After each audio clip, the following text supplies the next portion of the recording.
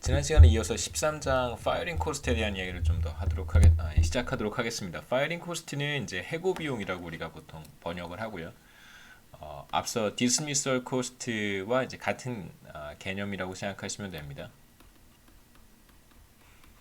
우리가 이제 처음에 리스키 워커를 채용할 것인지 세이프 워커를 채용할 것인지에 대한 이야기를 할 때 기본적인 전제가 리스키 워커의 실제 타입이 드러난 이후에 이제 2년 뒤가 되겠죠. 이후에 이제 리스키 워커를 즉각적으로 해고할 수 있는데, 만약에 이제 레몬 타입이라고 한다면 즉각적으로 해고할 수 있는데, 그 해고 상황에서 이제 어떠한 비용도 부담하지 않는다라는 가정을 했었습니다. 근데 지금 보고 싶은 것은 만일 리스키 워커가 레몬 타입이라고 하는 사실을 확인한 이후에 해고를 한다면, 해고를 할 때 만약에 해고 비용이 발생한다면 그러면 상황이 어떻게 달라질까? 여전히 리스키 워커를 채용하는 것이 더 매력적일까? 기업 입장에서. 아니면 리스키 워커를 채용하지 않고 최초에 리스키 워커를 채용하지 않고 세이프 워커를 채용하는 것이 더 나은 것인지 한번 생각해 보도록 할 텐데요. 우선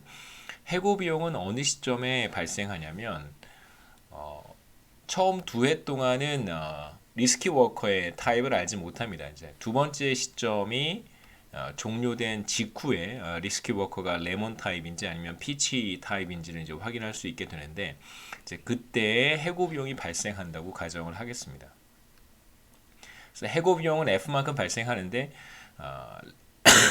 타입이 레몬인 경우에만 해고 비용이 발생하는 것이죠. 만일 피치인 경우에는 당연히 이제 해고를 하지 않을 테니까 피치인 경우에는 별다른 비용을 부담하지 않습니다. 그래서 2분의 1의 확률로 생산성이 낮은 경우에 배 타입인 경우에만 F의 해고 비용이 수반된다고 한번 생각해 보죠. 그래서 해고 비용은 이제 원타임 두 번째 해가 끝난 직후에 리스키 워커의 타입이 배신지 굿인지 확인한 다음 배신 경우에 이제 고용 관계를 종료할 테니까 그때 이제 해고 비용이 발생한다라고 가정하겠습니다. 그래서 2분의 1의 확률로 F만큼의 해고 비용을 부담할 테니까 우리가 앞서 봤던 상황에서 두 번째 시점에서의 기대 이유는, 기업의 기대 이유는 이제 50이었었는데요.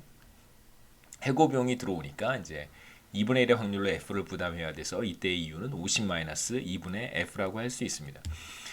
해고 비용이 들어오게 되면 당연히 리스키 워커를 채용하는 것이 덜 매력적인 일이 될 텐데, 구체적으로 이제 왜 그런지 한번 우리 제가 만들어서 업로드 해놓은 엑셀 파일을 통해서 확인해 보도록 하겠습니다. 제가 간단하게 다시 표시를 했는데, 우선 베이스라인 어썸션, 일반적인 베이스라인 어썸션에서는 이제 해고 비용을 우리가 0이라고 가정을 했었는데, 만일 해고 비용이 일정 부분 수반된다면 결과가 어떻게 달라지는지 한번 생각해 보겠습니다. 일단 우리가 지난 시간에 봤던 기본적인 셋업에서는 디스카운트 레이트 20%, 퀴트 레이트 혹은 리텐션 레이트 80%, 퀴트 레이트는 20%인데요.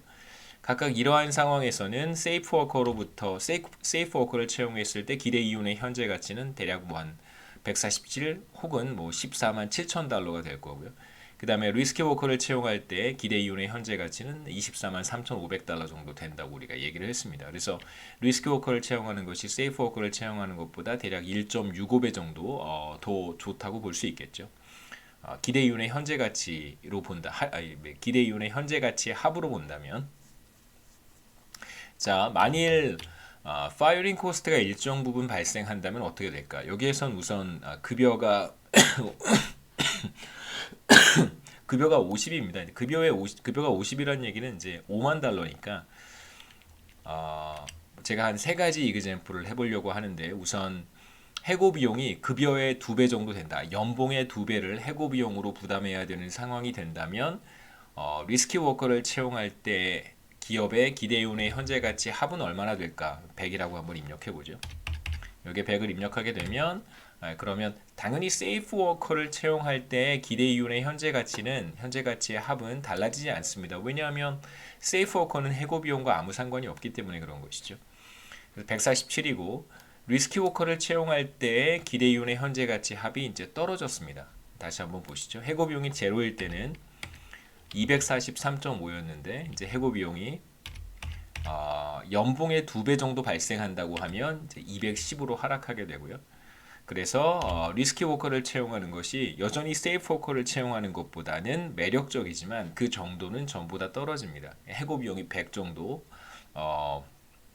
부과가 된다면, 만일 해고 비용이 200이 된다면 어떻게 될까? 두 번째 한번 이그잼플인데요. 200이 되면 어떻게 될까? 제가 한 가지만 더 설명해 드릴 빠뜨렸는데, 해고 비용은 이제 어디에 들어오냐면 오른쪽 편으로 가시면 이게 리스키 워커죠. 리스키 워커의 경우에 해고 비용이 두 번째 시점, 이어 2의 두 번째 시점에 발생하고요. 자, 여기 노란색으로 하이라이트를 했습니다. 그래서 여기를 더블 클릭해서 들어가 보시면 해고 비용이 이제 어디에 들어와 있냐면 C에 5. 그래서 2분의 1의 확률로 리스키 워커가 레몬 타입이라는 사실이 알려지면, 드러나면, 그러면 이제 2기가 두 번째 해가 끝날 시점에서 즉각적으로 이제 고용 관계를 종료할 때니까 그때 이제 해고 비용을 부담하게 됩니다. C5가 바로 우리가 지금 여기에서 계속 얘기하고 있었던 여기 값이죠. C5가 파이어링 코스트의 값입니다. 그래서 두 번째 해에 한번 발생하게 되고요. 다시 한번 오른쪽으로 가보죠. 그래서 해고 비용이 들어오게 되면 그러면 당연히 두 번째 해에 기대 이윤의 현재 가치가 마이너스 값을 갖게 됩니다. 물론 해고 비용이 좀 작으면 마이너스 값이 아닐 텐데, 해고 비용이 좀 크면 이 경우에는 이제 마이너스 값이 되겠죠.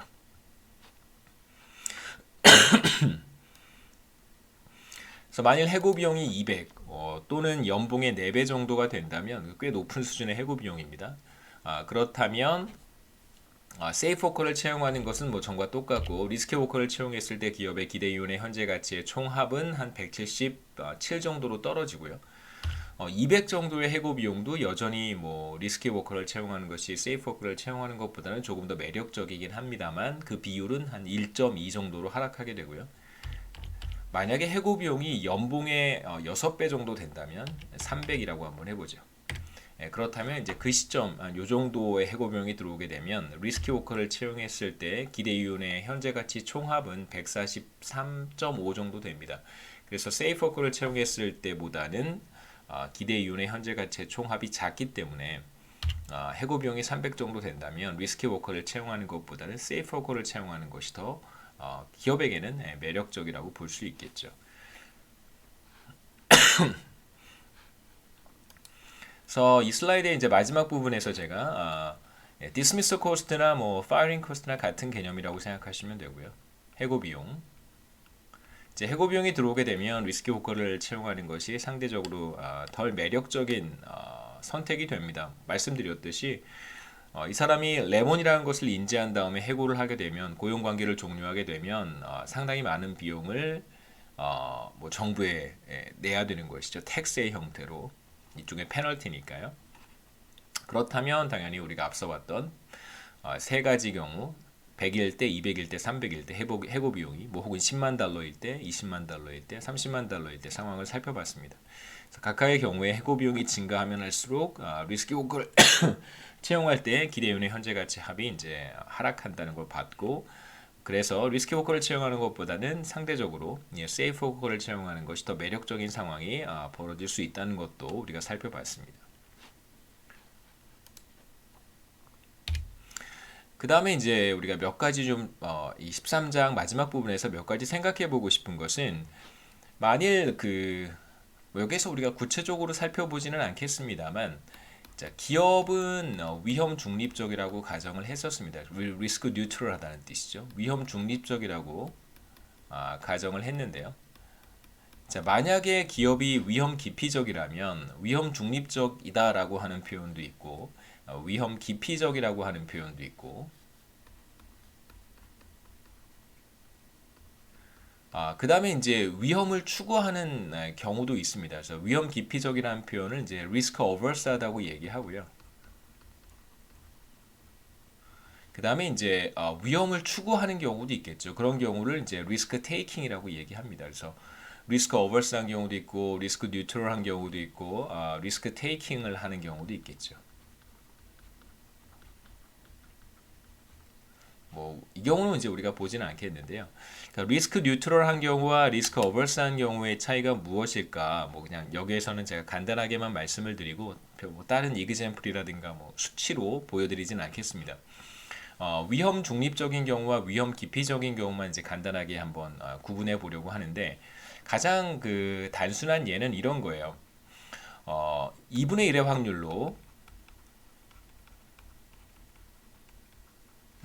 아무것도 얻지 못하거나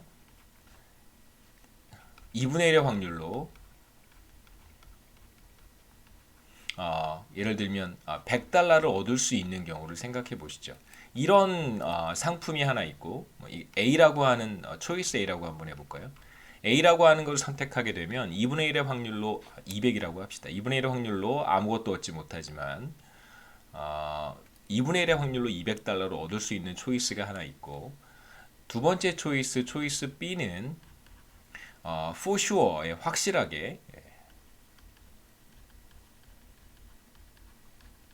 100달러를 얻을 수 있는 것입니다.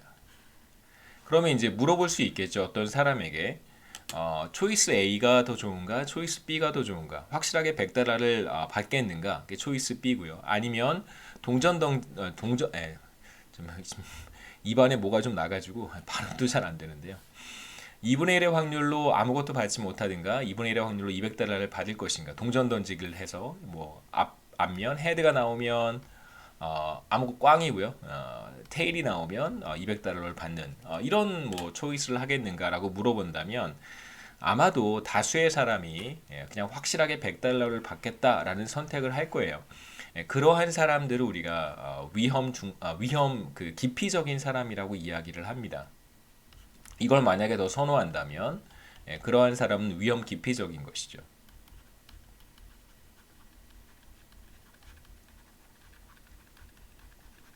그런데 생각해 보면 기대값은 같단 말이에요. 이거의 평균은 100달러고요. 2분의 1 곱하기 제로 더하기 2분의 1 곱하기 200달러 하면 이제 100달러를 얻을 수 있으니까 초이스 A로부터의 기대값은 100달러입니다. 그 다음에 초이스 B는 뭐 for sure 100달러를 받는 거니까 당연히 기대값은 100달러겠죠. 그래서 기대값으로 비교해 보면 초이스 A와 초이스 B는 같은 값을 우리가 얻게 되는 거예요. 뭐 기대값이 같으니까 A나 B나 난 무차별하다라고 말한다면 누군가가 그러면 그러한 사람들을 우리가 리스크 뉴트럴하다고 얘기합니다. 기대값이 같으니까 뭐 초이스 A나 초이스 B나 난 상관없다, 다 좋다. 근데 지금 이제 우리가 어떤 상황을 살펴봤냐면 기본적으로 기업이 리스크 뉴트럴하다고 본 거예요. 기대값이 똑같으니까요. 그러니까 리스크 워커를 채용하는 것이나 세이프 워커를 채용하는 것이나 기대값이 같기 때문에 사실상 뭐 둘 사이에 차이는 없었어요. 그런데 만일 기업이 혹은 채용 담당자가 리스크 어버스 하다면 이 초이스 A와 초이스 B 이 두 가지를 두고 무엇이 더 좋은가라고 물어봤을 때 초이스 B를 더 선호한다고 한다면 그러면 인사 담당자, 채용 담당자는 이제 리스크 어버스한 사람이 되는 것입니다. 그러한 경우라고 하면 우리가 뭐 어렵지 않게 추론해 볼 수 있겠죠. 기대값은 같은데 for sure 100달러를 얻을 수 있는 초이스를 더 좋아하는 채용 담당자라고 한다면 아무래도 리스크 워커보다는 세이프 워커를 더 선호할 가능성이 있습니다. 그래서 기업이 리스크 어버스 하다면 아무래도 리스크 워커를 덜 선호하게 될 가능성이 높다라고 우리가 얘기할 수 있겠죠. 그 다음에 probationary period에 대해서도 제가 간단하게 설명을 드리고 넘어가겠습니다. 이제 여기에서 사실 이제 probationary라고 하는 뜻은 이제 수습 기간이라고 우리가 보통 일반적으로 번역을 하는데요.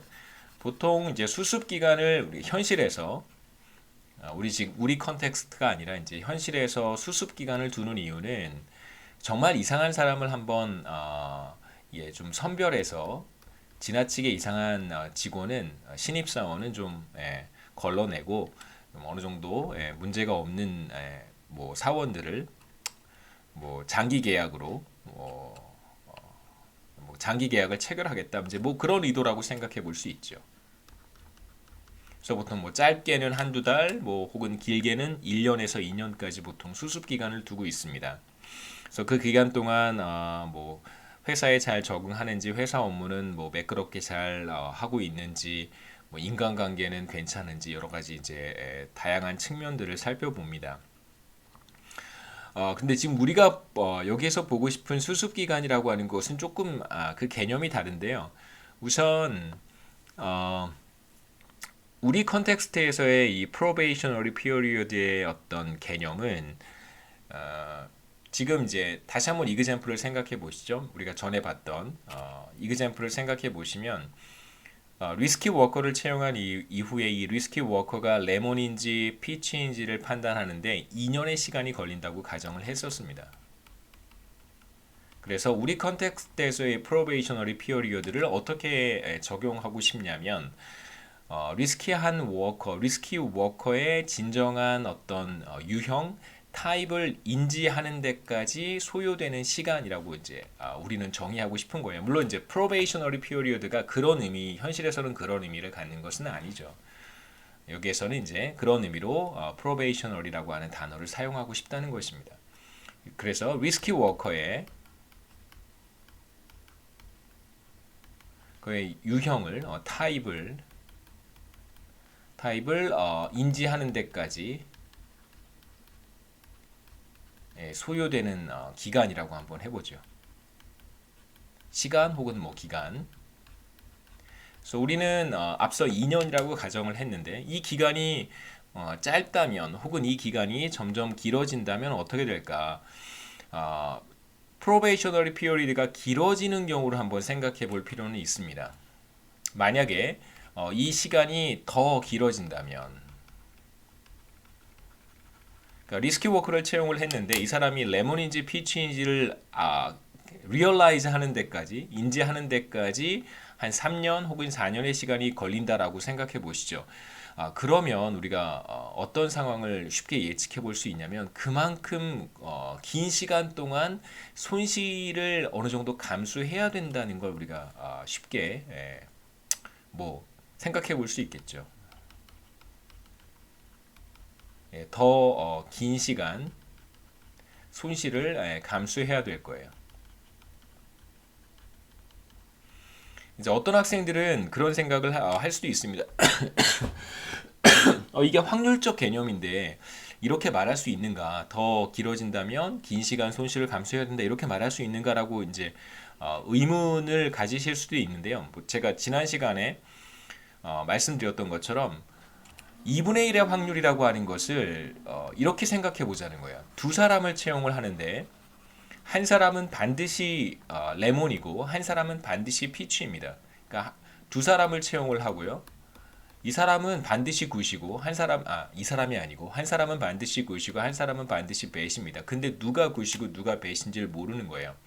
근데 지금 베이스라인 케이스에서는 2년이 지나면 누가 배신지를 쉽게 이제 아이덴티파이 할 수 있는데 만약 프로베이셔너리 피어리드가 길어진다면 그래서 3년 정도가 돼야 누가 배신지 누가 굿인지를 아이덴티파이 할 수 있다면 예를 들어서 이 사람은 for sure 굿이고 이 사람은 for sure 배십니다. 근데 이제 기업은 모르는 거예요.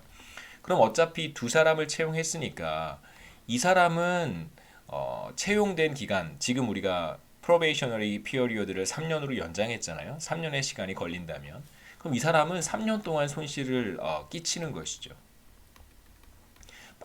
반대로 이 사람은 3년 동안 상당히 많은 컨트리뷰션을 할 거예요. 그러면 지금 두 사람을 채용을 했고 한 사람이 확실하게 배신데 3년 동안 손실을 끼치는 경우와 2년 동안 손실을 끼치는 경우를 생각해 보면 당연히 프로베이셔너리 피어리드가 길어질 경우에 기업이 감수해야 되는 손실은 더 길어진다고 볼 수 있습니다. 그러니까 2년 만에 이걸 인지했다면 이 배타입의 워커를 2년 끝나고 고용관계를 종료할 수 있지만 3년에 걸쳐서 이 사람이 배타입이라는 것을 인지하게 된다면 3년 후에야 이 사람이 배타입이라는 것을 인지하게 된다면 1년 더 손실을 감수해야 되는 것이죠. 그렇기 때문에 만약 프로베이셔너리 피어리드가 길어진다면 그렇다면 당연히 리스키 워커를 채용하는 것에 대한 매력 정도가 혹은 현재 가치의 총합이 리스키 워커를 채용했을 때 현재 가치의 총합이 상대적으로 떨어진다, 하락한다라고 우리가 얘기할 수 있습니다. 두 가지 뭐 리스크 어버스한 경우에 그 다음에 프로베이셔너리 피어리어드가 길어지는 경우에 우리가 이야기를 한번 해봤고요. 그 다음에 이제 마지막에 우리가 한번 생각해 보려고 하는 것은 리스키 워커의 타입이 이제 2년 뒤에 뭐 트루인지 죄송합니다, 굿인지 배신지 이제 확실하게 드러나는데 그 트루 타입을 기업만 알고 있을 수도 있고 아니면 다른 이제 다른 기업들도 뭐 이런 경우겠죠. 다른 회사의 직원들이 얼마만큼의 성과를 내고 있는지를 알 수도 있지만 모를 수도 있습니다. 뭐 잠깐 말씀드렸듯이 학교의 뭐 교수들이나 연구자들은 보통 이제 연구 활동을 대외적으로 하기 때문에 뭐 논문 쓰면 논문집에 발표하고 그다음에 학회 가서 또 발표하고 그래서 뭐 연구자들은 연구 성과들이 다 공개되어 있어요. 그래서 그 사람이 얼마만큼의 논문을 썼는지 뭐 검색하면 금방 다 나옵니다. 그렇기 때문에 저희 같은 사람들은 얼마만큼 컨트리뷰션을 하고 있는지를 학교의 직원들이나 무슨 뭐 학교의 다른 교수들만 알고 있는 게 아니라 다른 학교에 있는 유사한 전공 교수들도 대충 다 알고 있습니다. 그래서 보통 이제 저희와 같은 사람들의 어떤 타입은 굉장히 퍼블릭하다고 볼 수 있어요.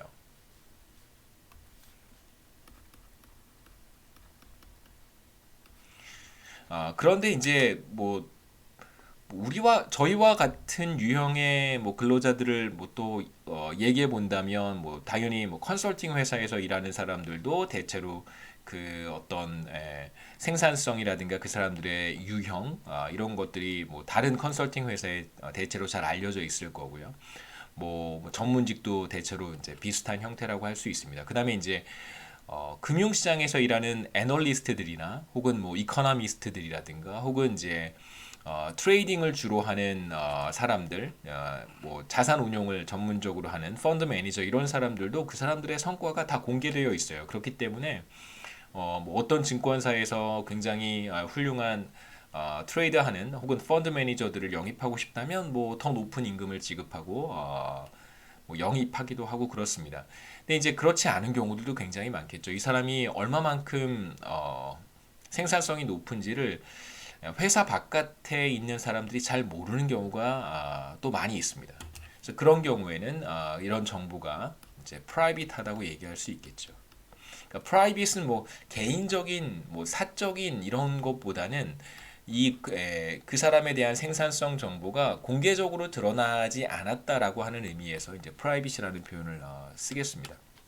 자, 한번 관련된 내용을 보시죠. 지금까지 우리는 어떤 가정을 했냐면 베이스라인 어썸션에서 모든 사람들에게 그 사람이 세이프 워커든 리스키 워커든 그 다음에 리스키 워커의 유형이 뭐 굿 타입이든 배 타입이든 상관없이 항상 5만 달러를 지급한다고 가정을 했어요. 이제 연봉은 연 급여가 5만 달러 주어져 있다고 가정을 했습니다.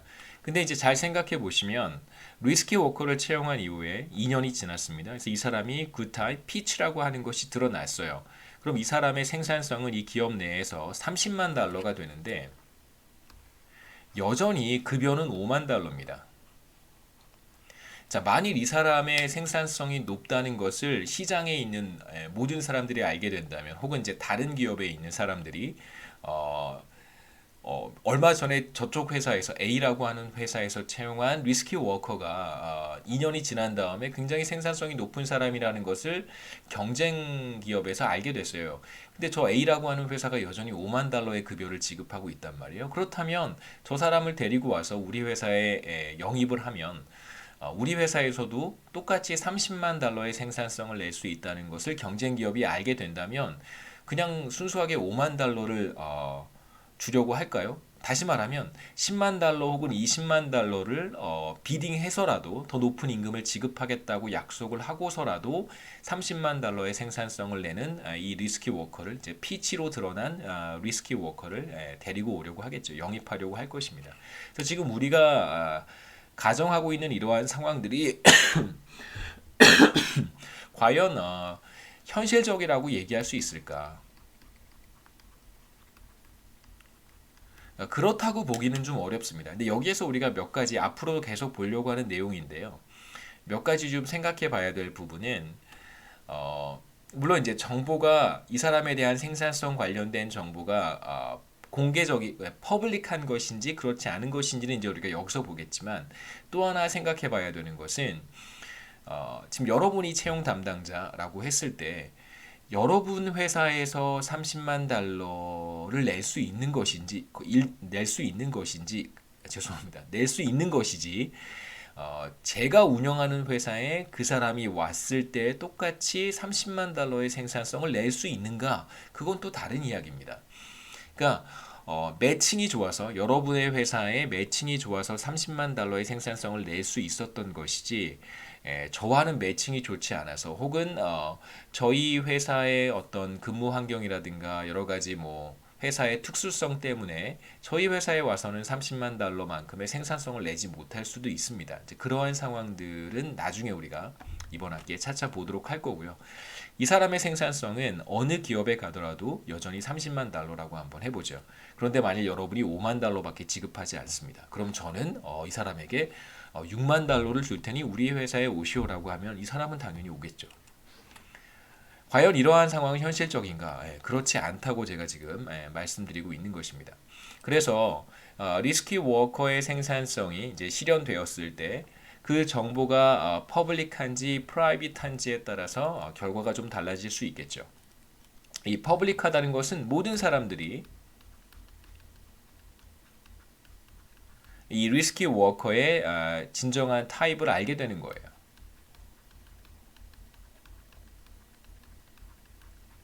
그 다음에 이제 private information이라고 하는 것은 이 리스키 워커의 타입이 자기 자신과 자신을 채용하고 있는 기업만 알고 있는 경우라고 하겠습니다. 그래서 사적 정보라고 우리가 얘기하죠.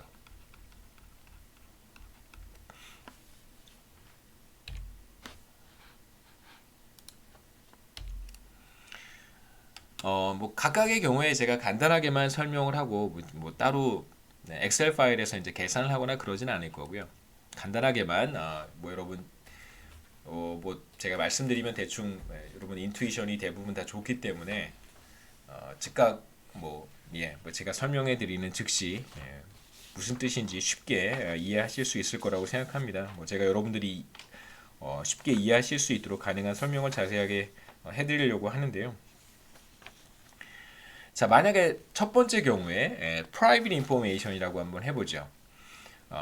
그 리스키 워커의 타입이 드러났습니다. 그런데 드러난 타입이 뭐 당연히 레몬이면 뭐 고용 관계를 종료할 테니까 리스키 워커의 타입이 이제 피치인 경우, 굿 타입인 경우 이 굿 타입이라고 하는 사실이 private information이에요. 다시 말하면 워커 자신과 그 다음에 자신이 속한 여러분 기업만 알고 있습니다. 그렇다면 어떤 일이 벌어질까? 그렇다면 우리는 뭐 어렵지 않게 생각할 수 있습니다. 외부에 있는 기업들이 이 워커의 생산성을 알지 못하기 때문에 당연히 5만 달러 이상의 급여를 지급할 인센티브는 사실 없는 거예요. 여전히 다른 회사들은 굿 타입으로 드러난 이 워커가 여전히 리스키 워커인 것입니다. 그러니까 다른 곳에 가서도 2년간의 시간이 필요한 거예요. 프로베이셔너리 피어리드가 필요한 것입니다. 그래서 뭐 이 기업에서 여전히 머물면서 여러분과 함께 일을 하면서 생산성은 30만 달러만큼 만들어내고 급여는 5만 달러만 받을 수 있게 되는 것이죠. 그 자신의 생산성보다 적은 임금을 받을 수밖에 없습니다. 아무도 그 워커에게 더 높은 임금을 지급할 인센티브가 없기 때문에 그런 것이죠. 알 수 없으니까. 그래서 워커는 생산성보다 낮은 임금을 받게 됩니다. 생산성은 50만 달러였나요? 30만 달러. 생산성은 30만 달러고 생산성보다 낮은 임금을 받게 됩니다. 낮은 급여. 급여는 5만 달러겠죠. 그런데 정반대로 만일 굿타입 워커의 이 타입이 시장에 있는 모든 기업들, 시장에 참가하고 있는 모든 사람들에게 알려진다면, 정보가 공개가 된다면, 그렇다면 잠재적인 기업들이, 경쟁 기업들이 더 높은 임금을 지급하겠다고 비딩을 해서 이 워커를 하이제킹할 수 있습니다. 데려갈 수 있다는 뜻이죠. 이러한 유형의 리스키 워커들, 이러한 유형의 워커들은 뭐 제가 한번 정리해 본 것은 뭐 과학자들, 사이언티스트들이라든가 혹은 뭐 프로페셔널 애틀리트는 뭐 여러분 잘 알고 계시는 뭐 축구 선수라든가 뭐 농구 선수라든가 야구 선수라든가 이런 사람들이겠죠. 뭐 저도 이제 축구 경기를 즐겨 보는데요. 축구를 잘 하진 못하지만 잘 하진 못하니까 더 즐겨 보는 것 같아요. 보는데 어느 팀에서 굉장히 좋은 퍼포먼스를 보여주면 뭐 손흥민 선수와 같이 어느 팀에서 굉장히 좋은 퍼포먼스를 보여주면 그러면 이제 더 그 좋은 클럽 뭐 예를 들면 레알 마드리드라든가 혹은 뭐 FC 바르셀로나 같은 정말 명문 클럽에서 그러한 선수들을 이제 영입하려고 하겠죠. 더 높은 주급을 주겠다라고 더 좋은 계약을 제시하면서. 근데 그런 경우 이제 비일비재하고요. 그 다음에 CEO 같은 경우도 그렇습니다. 한국 같은 경우는 조금 뭐 예외적이라고 할 수 있는데 전문 경영인 이 그렇게 뭐 많지 않고 그 다음에 뭐 전문 경영인을 그 고용할 만큼 또 그렇게 좀 그런 환경이 뭐 개인적으로는 여의치는 않다고 생각하는데요. 근데 뭐 금융기관들에서는 이제 전문 경영인을 많이 채용하는 것 같습니다. 뭐 여하튼 전문 경영인 같은 경우에도 이제 어떤 기업에서 굉장히 좋은 퍼포먼스를 보이면 또 다른 기업에서 이제 전문 경영인으로 채용을 하려고 하기 때문에 그러면 이제 어느 한 기업에서 어느 한 뭐 축구 클럽에서 뭐 어느 한 뭐 연구소에서 학교에서 굉장히 좋은 퍼포먼스를 보이는 사람들은 더 높은 급여를 받고 더 높은 조건의 그런 다른 직장으로 이제 이직할 가능성이 굉장히 높겠죠. 그래서 지금까지 이제 말씀드린 것처럼 이제 워커의 생산성이 퍼블릭 인포메이션이라면 생산성이 좋다는 것이 시장에 공개가 되고 모든 사람들이 그것을 인지할 수 있게 된다면 그렇다면 최초의 여러분 입장에서 여러분이 이제 채용 담당자입니다. 그럼 최초의 리스키 워커를 채용할 인센티브가 정부가 사적인 경우와 비교했을 때 그 정도는 훨씬 더 떨어진다고 볼 수 있습니다. 그러니까 여러분이 이제 손흥민 선수와 같은 물론 이제 조금 다른 케이스이긴 하지만 뭐 얘가 좋지는 않습니다만 여러분이 손흥민 선수와 같은 선수를 영입을 했습니다. 근데 그 선수의 퍼포먼스를 여러분만 알고 있지 다른 사람들은 팬들도 잘 모르고 그 다음에 다른 클럽들도 알 수가 없어요. 그렇다면 당연히 뭐 손흥민 선수와 같은 선수를 뭐 채용하는 것이 굉장히 매력적이라고 할 수 있지만 만약에 모든 정보가 퍼블릭하다면 2년 뒤에 손흥민 선수의 포텐셜이 터졌습니다. 모든 클럽들이 관찰을 했고 모든 다른 클럽에서 손흥민 선수를 더 높은 급여를 제시를 해서 더 좋은 조건 이런 걸 제시를 해서 영입을 하려고 합니다.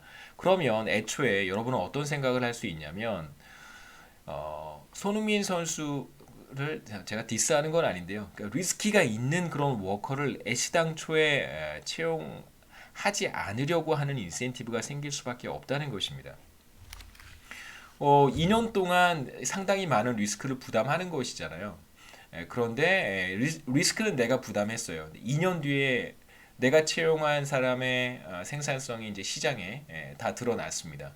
그럼 이제 더 높은 급여를 비딩을 해서 제시를 해서 데려가려고 하는 기업들이 나타날 테니까 그러면 이제 여러분은 2년 동안 잠재적 리스크를 다 부담을 했는데 결국 그것에 대한 리턴 뭔가 이제 보상을 받지 못하는 상황이 발생할 거예요. 그렇다면 애초에 여러분은 리스키 워커를 채용하려고 하는 인센티브가 크게 줄어들 수밖에 없습니다. 그래서 이러한 상황이 이제 노동시장에서 광범위하게 발생한다면 그렇다면 뭐 포텐셜을 상당히 많이 가지고 있는 그런 워커들을 채용하지 않으려고 하는 그런 분위기가 조성이 될 수 있고요. 그리고 뭐 최근 뭐 꽤 오래 전부터 이러한 그 현상이 많이 관찰이 되는데 노동시장 여러분 보시면 이제 취업 준비하시면서 어떤 걸 많이 느끼실 거라고 생각하냐면 보통 이제 경력직 채용을 많이 선호합니다. 그 경력직 채용 같은 것이 이제 대표적인 경우라고 할 수 있겠죠. 물론 이제 어떤 경력을 가지고 있다고 해서 그 사람이 반드시 굿타입이라는 뜻은 아니겠지만 그 사람이 일정 경력을 가지고 있어요. 그다음에 이제 그 사람이 어떤 일을 했었는지 과거에 뭐 2년, 3년의 경력을 이렇게 들여다보면 이 사람이 뭐 굿타입인지 배타입인지에 대한 어느 정도 정보를 얻을 수 있으니까 완전히 신입사원, 경력이 없는 사람을 채용하는 것보다는 리스크하니까 경력직을 선호하게 되는 그런 현상이 나타날 수도 있습니다. 그래서 여기까지가 13장의 내용이고요. 뭐 제가 13장 끝났으니까 영상을 여기서 끊고 다음 영상에서 이제 14장 얘기 시작하도록 하겠습니다.